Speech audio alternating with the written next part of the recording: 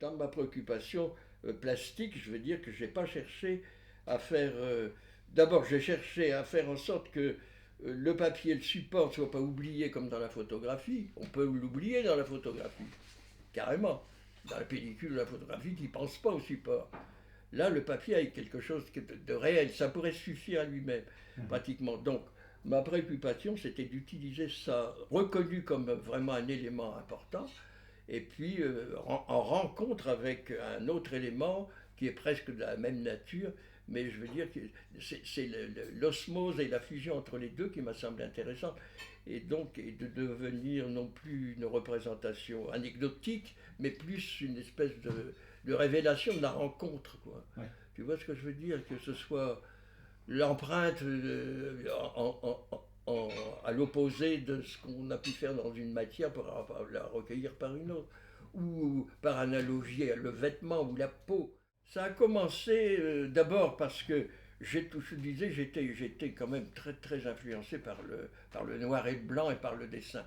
Donc j'étais tout de suite extrêmement intéressé par les images médiévales, par l'expressionnisme allemand, par tous les bois noirs et blancs qui étaient d'une force extraordinaire à mon avis. Donc je suis parti, comment dirais-je, en m'imposant un petit peu cette espèce de discipline qui consiste à utiliser le bois. Mais le bois, si on le considère en tant que matière pour elle-même et puis matière vivante quelque part, je veux dire, s'impose à toi de façon à ce que s'il veut produire quelque chose, il faut tenir compte de son caractère, je veux dire.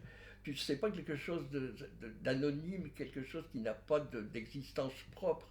Donc ma grande révélation, ça a été de faire des images conventionnelles et puis de les placer sous la presse. Et je me suis aperçu que, si tu veux, cette espèce de force reproduite qui est la pesanteur, enfin c'est un petit peu magique, produisait une osmose entre les deux. Et c'est ça un peu la découverte de l'image inversée en creux qui m'a semblé être une révélation, je veux dire. Donc ça m'a semblé être... Ça mettait en branle beaucoup d'éléments. C'est-à-dire, je prenais en considération les matières séparées pour les réunir, pour vraiment, je veux dire, échapper, si tu veux, à cette espèce de routine ou du conventionnel et des choses comme ça. Il faut bien trouver des côtés un peu magiques et puis faire de la poésie. Oui. Je veux dire, entourer la démarche, Oui. je dirais pas d'une croyance, mais presque démarche animiste, de reconnaître.